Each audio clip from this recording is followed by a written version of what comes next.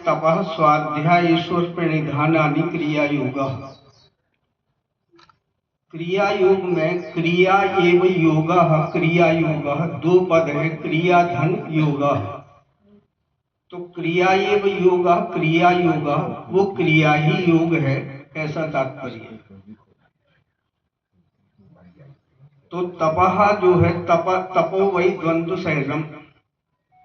तप किसे कहते हैं? द्वंद्वों का सहना।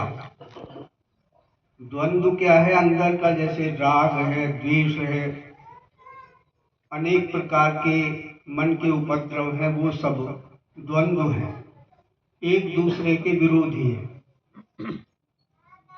इधर सर्दी गर्मी, मान अपमान, परिवार में भी एक दूसरे की कटुता, माता सब प्रकार से करते हुए भी उस पर दोष रहता है, तुमने ये नहीं किया, तुम्हारा ये दोष है। ये सब सहने पड़ते हैं, परिवारों में भी सहने पड़ते हैं। तो व्यक्तिगत जो हमारे ये द्वंद्व है, परस्पर एक दूसरे के विरोधी, उससे हमें संतुलन बनाने के लिए बहुत प्रयत्न करना पड़ता है। तो वो तप है। यदि कोई इस तप को सहने का यत्न ना करे, और सहन शक्ति वो कहाँ से मिलेगी, उसका ज्ञान कहाँ से होता है? उसका होता है वेदों से, शास्त्रों से ज्ञान होता है। तप किसे कहते हैं, मन वृत्ति क्या है, ये सब जो बातें हैं ये शास्त्रों से ज्ञात होती हैं, बिना शास्त्रों के नहीं होती। एक रोग है अवसाद। अवसाद का अर्थ है मानसिक संतुलन स्थिर ना है। ये बिगड़ जाएगा, वो ऐसा हो जाएगा, उसने ऐसा कहा, उसने गाली दी, ये सब जो है ये मन में तनाव उत्पन्न करते हैं। व्यक्ति निर्णय नहीं कर पाता क्या करना चाहिए। तो यही एक अवसाद है, अपने कर्तव्य में वो स्थिर नहीं रहता, अनावश्यक उधेड़ बुन में लगता है। यही तनाव है और इससे अशांति बनती है। जो डॉक्टर वर्तमान में जो चिकित्सा कर रहे हैं वो इसकी औषधि क्या देते हैं? वो कोई ऐसी औषधि देते हैं जो चेतना को मंद कर दे, चेतना काम ना करे। जो चेतना है वो चेतना को, यदि हम जैसे शराब पी करके भी चेतना लुप्त सी होती है, वो समाधान नहीं है।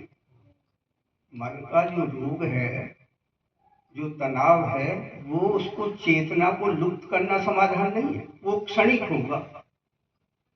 मान लीजिए रात को आपने गोली दे करके नींद ले भी ली, तो वो प्रातःकाल वास्तव में नींद नहीं होती, वो और अशांति बनती है। शरीर में जो कार्य क्षमता होती है वो उन गोलियों के खाने से नहीं होती। हो रही है कि नहीं? तो ये जो हमारी जो आजकल चिकित्सा पद्धति है, हम चेतना को लुप्त करने का यत्न करते हैं। जो रोगी है उस औषधि को लेने से निद्रा तंद्रासी अवस्था में रहता है, पूरी नींद भी नहीं आती, और व्यवहार में भी वो ये मेरा कर्तव्य है, ये करना चाहिए, इससे बचना चाहिए, इसमें वो नहीं लगता। तो ये जो हम औषधियाँ इस प्रकार से खा रहे हैं वो हमारे हित में नहीं है। वहाँ हमें तप करने की बात है। जिन बातों को आप सुनते हैं उन बातों को व्यवहार में लाने की आवश्यकता होती है। मान लीजिए भाई भाई में विरोध है, कटुता है, उस अवस्था में औषधि से काम नहीं चलेगा। उस समय शास्त्र के वाक्य भाइयों को आपस में प्रेम से रहना चाहिए, ये उक्ति काम में आती है। यदि हम ऐसी अवस्था में शांत चित्त होकर के परमात्मा से प्रार्थना करते हैं, उपाय करते हैं कि हम इनके साथ में द्वेष नहीं करेंगे, तो एक बल होगा, वो चेतना के द्वारा होता है।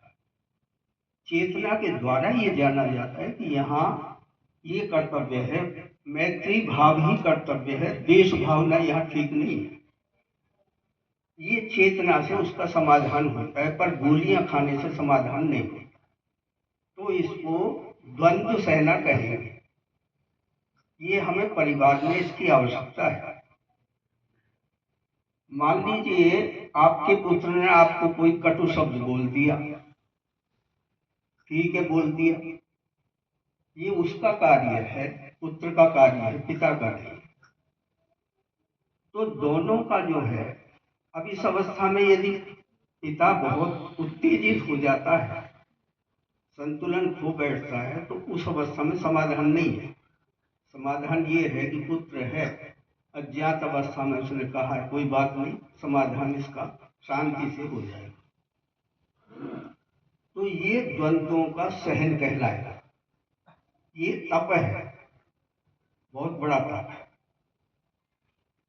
आपने कहीं दान दिया, उसमें पर्याप्त धन दिया, पीछे आप दान दे करके कहते हैं, यदि आपने 10,000 रुपया दान किया, तो पीछे आपके मन में आता है कि 3,000 से भी काम चल सकता था, 10,000 यदि नहीं करते तो 3 से भी काम चल सकता था। आपने तो 10,000 अपने निर्णय से किया, और आप ये कह रहे 3,000 से भी काम चल सकता था। ये क्या है?